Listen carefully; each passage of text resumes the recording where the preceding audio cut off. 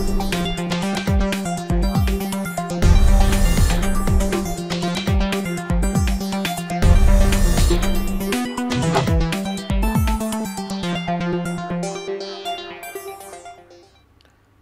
কর্মসপ্তাহ শুরু হলো আজ। দেশের অর্থনীতি একটি আনকরা সপ্তাহ শুরুর আগে কোন অবস্থানে আছে?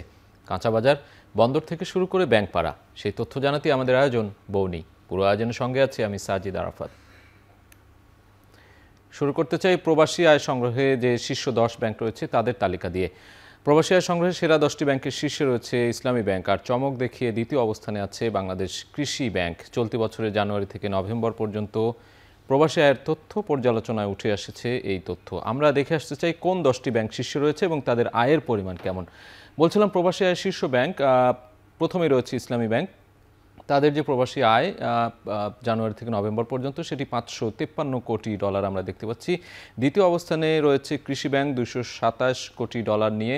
তৃতীয়তে রয়েছে অগ্রণী ব্যাংক $265 কোটি যাদের আয়, এবং জনতা ব্যাংক রয়েছে চতুর্থ অবস্থানে $197 কোটি নিয়ে। পঞ্চম অবস্থানে আমরা দেখতে পাচ্ছি ব্র্যাক ব্যাংক রয়েছে, তাদের প্রবাসী আয়ের পরিমাণ $191 কোটি। পরবর্তীতে রয়েছে ট্রাস্ট ব্যাংক $160 কোটি তাদের আয়ের পরিমাণ। সোনালী ব্যাংক রয়েছে তার পরবর্তী অবস্থানে $145 কোটি নিয়ে। সোনালী ব্যাংকের পরে আমরা দেখছি রূপালী ব্যাংক রয়েছে $110 কোটি এবং সিটি ব্যাংক রয়েছে 9 নম্বরে $84 কোটি এবং পূবালী ব্যাংক রয়েছে $78 কোটি নিয়ে 10ম অবস্থানে। এবং বাংলাদেশ ব্যাংকের যে তথ্য সেই তথ্য অনুযায়ী আমরা এটি জানিয়ে দিচ্ছিলাম। দেশের পণ্য রপ্তানি নিম্নমুখী অবস্থায় রয়েছে গেল কয়েক মাস ধরে। বিশেষ করে পোশাক খাত, পাট ও পাটজাত পণ্য, চামড়াজাত পণ্য সহ 4টি পণ্যের রপ্তানি আয় কমতে শুরু করেছে। ইপিবির তথ্য বলছে গত নভেম্বরে $389 কোটি পণ্য রপ্তানি হয়েছে, যা গেল বছরের তুলনায় 5.54% কম। আমরা সেটি একটু দেখে আসতে চাই রপ্তানি আয় কী পরিমাণ কমেছে। আমরা পোশাক খাতে দেখছি $314 কোটি দেখছি কমেছে। চামড়াজাত পণ্য $9.89 কোটি এবং কৃষি প্রক্রিয়াজাত পণ্য $8.28 কোটি পর্যন্ত কমেছে। পাটজাত পণ্য কিন্তু কমেছে, আমরা দেখছি কমতির দিকে $6.89 কোটি কমেছে। এবং হোম টেক্সটাইল খাত রয়েছে এই রপ্তানি আয় কমে যাওয়ার যে প্রক্রিয়া, সেখানেও তাদের যে আয় কমে যাওয়ার পরিমাণ $6.63 কোটি আমরা দেখছি কমেছে রপ্তানি আয়। এবং আমরা আরও কিছু তথ্য দেখে আসতে চাই। শীর্ষ পণ্যের রপ্তানির চিত্র যেটি বলছিলাম, বেশ কিছু পণ্যের রপ্তানি আয় আগের চেয়ে কমেছে যেটি বলছি। পোশাক খাতে আয় কমেছে 5% পর্যন্ত, অর্থাৎ গেল বছরের তুলনায় যদি আমরা তুলনা করি সেই তুলনায় কিন্তু 5% পর্যন্ত কমেছে। পাটজাত পণ্যে কমেছে 10% পর্যন্ত। কৃষি প্রক্রিয়াজাত পণ্যে রপ্তানি আয় কমেছে 25%। পরবর্তীতে দেখতে পাচ্ছি হোম টেক্সটাইল, সেখানে আয় কমেছে 7.75%। তবে চামড়াজাত পণ্যের প্রবৃদ্ধি আমরা দেখতে পাচ্ছি 9.88%। এই পর্যায়ে জানবো পেঁয়াজের বাজারের খবর। পেঁয়াজের বাজারে ঝাঁজ হঠাৎ করেই অস্থির। খুচরা বাজারে কেজি প্রতি পেঁয়াজের দাম বিক্রি হচ্ছে $150 পর্যন্ত। সপ্তাহ ব্যবধানে বেড়েছে 35 থেকে 40 টাকা। এমন বাস্তবতায় নিত্য প্রয়োজনীয় পণ্যটির আমদানি বাড়ানোর অনুমতি দিয়েছে সরকার। আমরা একটু দেখে আসব। প্রতি বছরই আমরা দেখি যে নভেম্বর ডিসেম্বরের এই সময়টা এসে পেঁয়াজের বাজার অস্থির হয়ে যায়। খুচরা বাজারে দাম বেড়েছে, আমদানির সুপারিশ সরকারের। খুচরা বাজারে দাম বেড়ে বিক্রি হচ্ছে কেজি প্রতি 140 থেকে 160 টাকা পর্যন্ত। গেল সপ্তাহে যেটি বিক্রি হয়েছে কেজি প্রতি 100 থেকে 120 টাকা, অর্থাৎ আমরা দেখতে পাচ্ছি এখানে 40 থেকে 60 টাকা পর্যন্ত কিন্তু বেড়েছে। গত বছর পেঁয়াজের দাম ছিল ঠিক এই সময় কেজি প্রতি 115 থেকে 130 টাকা, তার তুলনায় কিন্তু অনেকটাই বেশি এখন দাম চলছে। পেঁয়াজ রপ্তানিতে 7 ডিসেম্বর থেকে প্রতিদিন 50টি করে আইপি ইস্যু করার সিদ্ধান্ত নিয়েছে সরকার। যেটি বলছিলাম যে আমদানির যে সুপারিশ, সেখানে দেখতে পাচ্ছি প্রতিদিন 50টি করে আইপি ইস্যু করার সিদ্ধান্ত নিয়েছে। প্রতিটি আইপিতে সর্বোচ্চ 30 টন পর্যন্ত পেঁয়াজ আমদানির সুযোগ থাকবে, এটি সরকারের পক্ষ থেকে বলা হয়েছে। এবং একজন আমদানিকারক শুধু একবারই আমদানির আবেদন করার সুযোগ পাবেন। আমরা আরও কিছু তথ্য জানতে চাই। বাজারে নিত্যপণ্যের যে দরদাম, যেটি বলছিলাম পেঁয়াজের দাম যখন ঊর্ধ্বমুখী সেই সময় কিন্তু সয়াবিন তেলেরও দাম বেড়েছে। আমরা দেখতে পাচ্ছি সয়াবিন তেল পূর্বের দাম 189 টাকা ছিল, বর্তমান দাম 198 টাকা। বেশ কিছুদিন ধরে বাজারে সয়াবিন তেলের দাম নিয়ে কিন্তু আলোচনা সমালোচনা চলছে। পাম অয়েলের দাম আমরা দেখছি পূর্বের দামের থেকে বর্তমানে দাম কিন্তু একটু বেশি পড়ে বিক্রি হচ্ছে। 152 টাকা ছিল, সেটি 170 টাকায় বিক্রি হচ্ছে। কাঁচা মরিচ খানিকটা কম দাম দেখছি আমরা, কমেছে পূর্বের দামের থেকে। 180 থেকে 200 টাকা ছিল, সেটি 100 টাকার মধ্যেই পাওয়া যাচ্ছে এখন। কিছু ক্ষেত্রে তার থেকেও কমেও মিলছে কোনো কোনো বাজারে। ডিম প্রতি হালি 43 থেকে 50 টাকা, সেটি বর্তমান দাম 36 থেকে 45 টাকা আমরা দেখছি। এবং ব্রয়লার মুরগির ক্ষেত্রেও কিন্তু দাম অনেকটাই কমে গিয়েছে, আমরা দেখছি 165 থেকে 190 টাকা ছিল পূর্বের দাম, 150 থেকে 180 টাকা বর্তমান দাম বিক্রি হচ্ছে। এবং টিসিবি থেকে শুরু করে অন্যান্য যে বাজার বিশ্লেষণ, সেই বিশ্লেষণ করেই কিন্তু আমরা এই তথ্য পেয়েছি। শীর্ষ বিলিয়নিয়ার কে বা কারা, এমন তথ্য জানার আগ্রহ অনেকেরই থাকে। এবার জানবো তেমন একটি তথ্য। সুইস ব্যাংক ইউবিএস এর তথ্য বলছে বিশ্বের শীর্ষ বিলিয়নিয়ারের সংখ্যা 2919 জন, যা আগের বছর ছিল 2682 জন। এক বছরের ব্যবধানে বিশ্বব্যাপী বেড়েছে 8.8%। আমরা একটু দেখে আসতে চাই বিশ্বের শীর্ষ বিলিয়নিয়ার কারা এবং তাদের মোট সম্পদের পরিমাণ, সেই চিত্রগুলো একটু দেখব। আগের চেয়ে বেড়েছে, যেটি বলছিলাম 8.8%। বিশ্বে মোট বিলিয়নিয়ারের সংখ্যা 2919 জন, যাদের মোট সম্পদের পরিমাণ $15.8 ট্রিলিয়ন। নতুন করে বিলিয়নিয়ারের তালিকায় যুক্ত হচ্ছে 196 জন ধনকুবের। নতুনদের মোট সম্পদের পরিমাণ $38,650 কোটি। অর্থাৎ এই যে 196 জন ধনকুবের নতুন করে তালিকায় যুক্ত হয়েছে, তাদের সম্পদের পরিমাণ এটি।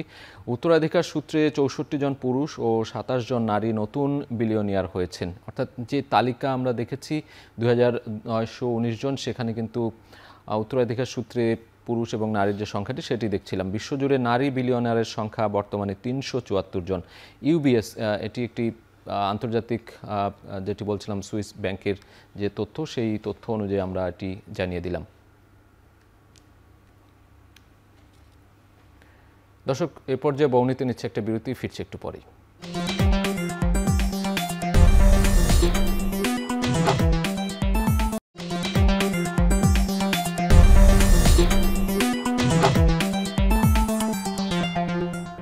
বিরতির পর ফিরে এলাম, আপনারা দেখছেন বৌনি।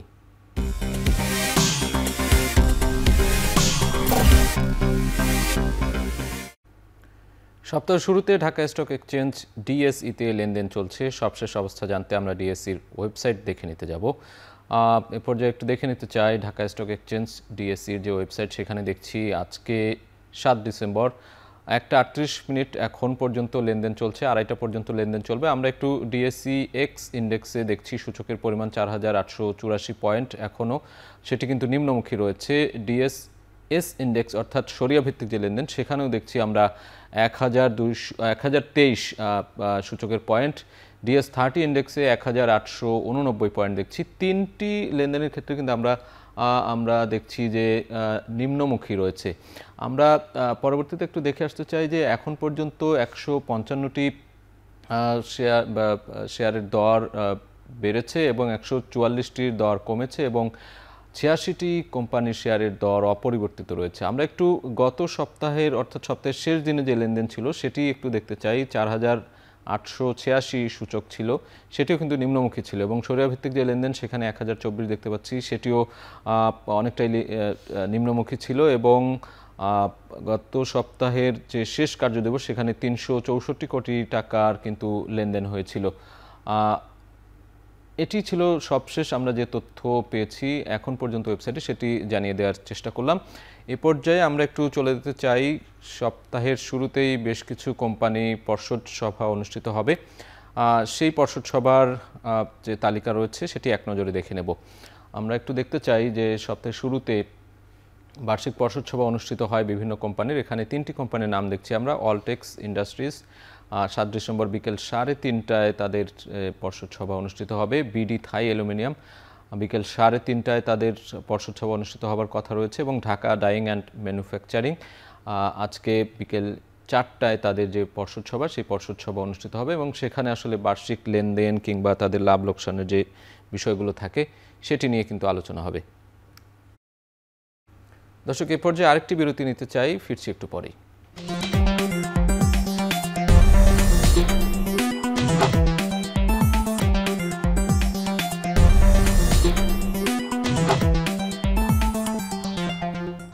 ফিরে এলাম বিরতির পর, আপনারা দেখছেন বৌনি। রাজধানীর আগারগাঁও বাংলাদেশ চীন মৈত্রী আন্তর্জাতিক সম্মেলন কেন্দ্রে শিল্প মন্ত্রণালয়ের পৃষ্ঠপোষকতায় এসএমই ফাউন্ডেশনের উদ্যোগে শতভাগ দেশি পণ্যের সবচেয়ে বড় আয়োজন 12তম জাতীয় ক্ষুদ্র ও মাঝারি শিল্প পণ্য মেলা শুরু হয়েছে, যেখানে অংশ নিয়েছে 350-ও বেশি ক্ষুদ্র ও মাঝারি শিল্প প্রতিষ্ঠান। এ নিয়ে আরও জানাতে যুক্ত হচ্ছেন সহকর্মী শারমিন পুতুল। পুতুল, আপনার কাছে যেতে চাই। পুতুল, নিশ্চয়ই সেখানে আছেন আপনি, দীর্ঘক্ষণ ধরে আমরা দেখছি, এবং এই যে বলা হচ্ছে দেশীয় যে পণ্যের সম্ভার নিয়ে সেখানে একটি মেলা শুরু হয়েছে, সেখানে মেলার সবশেষ তথ্য জানাবেন। বেচা বিক্রি কেমন চলছে, ক্রেতা বিক্রেতারা কি বলছেন?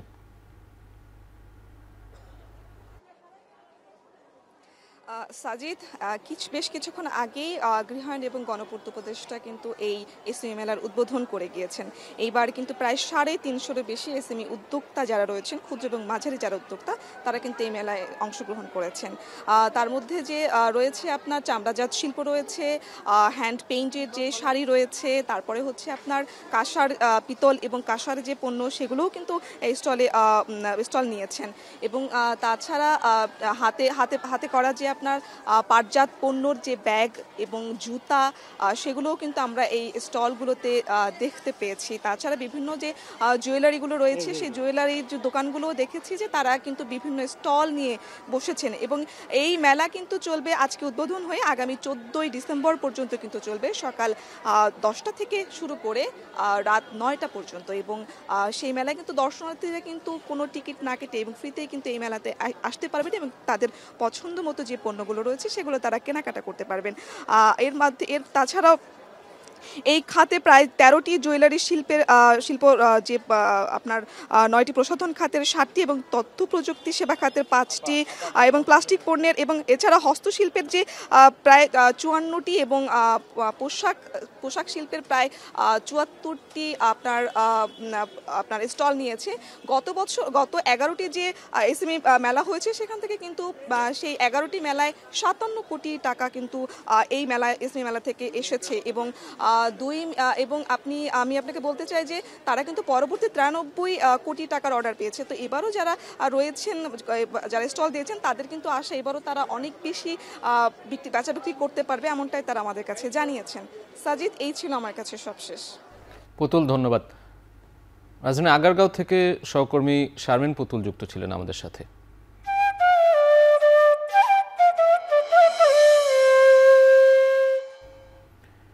বেনাপোল বন্দরে প্রায় 2 মাস ধরে আটকে আছে 100 কোটি টাকা মূল্যের শতাধিক রপ্তানিমুখী সুপারি ট্রাক। আটকে থাকা সুপারি ট্রাকের জন্য প্রতিদিন 2000 টাকা অর্থদণ্ড গুনতে হচ্ছে রপ্তানিকারকদের। এ বিষয়ে আরও জানাতে বেনাপোল স্থলবন্দর থেকে যুক্ত হচ্ছেন সহকর্মী রিপন হোসেন। রিপনের সাথে যুক্ত হতে চাই। রিপন, ঠিক কী কারণে আসলে এই ট্রাকগুলো আটকে রয়েছে এবং এতে ক্ষতি হচ্ছে কিনা, সার্বিক পরিস্থিতি কি জানাবেন? বাংলাদেশ থেকে প্রতি বছরে প্রায় 700 কোটি টাকার সুপারি রপ্তানি হয়, বিশেষ করে ভারতে।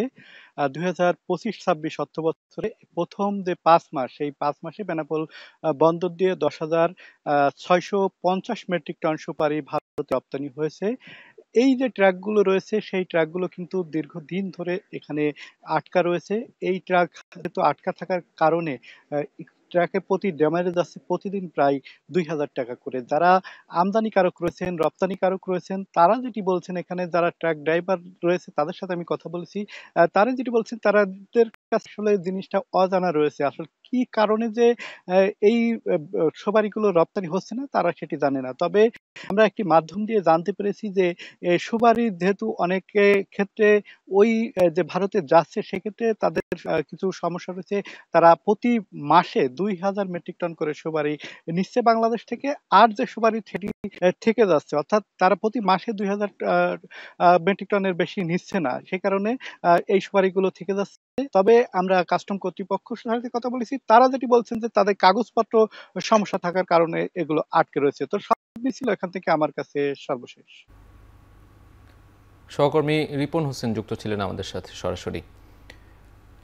জাতীয় সংসদ নির্বাচনকে সামনে রেখে দিনাজপুরের হিলি সীমান্তে সতর্কতা জারি করেছে বিজিবি। অনুপ্রবেশ ও অস্ত্র পাচার ঠেকাতে বাড়ানো হয়েছে টহল জোরদার ও গোয়েন্দা নজরদারিও বাড়ানো হয়েছে। এ বিষয়ে বিস্তারিত জানাতে হিলি সীমান্ত থেকে যুক্ত হচ্ছেন সহকর্মী সোহেল রানা।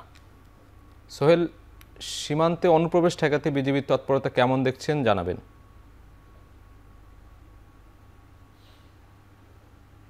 সাজিদ, ত্রয়োদশ জাতীয় সংসদ নির্বাচনকে সামনে রেখে সীমান্ত বাহিনীর যে রক্ষী রয়েছে বিজিবি, জয়পুরহাট ২০ বিজিবি ব্যাটালিয়নের পক্ষ থেকে সীমান্ত এলাকায় কিন্তু কঠোর নজরদারি বাড়ানো হয়েছে এবং বাড়তি সতর্কতা জারি করেছে। এখন পর্যন্ত আমরা যেটি দেখছি যে আসলে সীমান্তের যে মূল পয়েন্টগুলো রয়েছে সেখানে বিজিবির সদস্য বাড়ানো হয়েছে এবং যে জায়গাগুলোতে কাঁটাতারে বেড়া নাই সেখানে কিন্তু বিজিবির টহল বাড়ানো হয়েছে।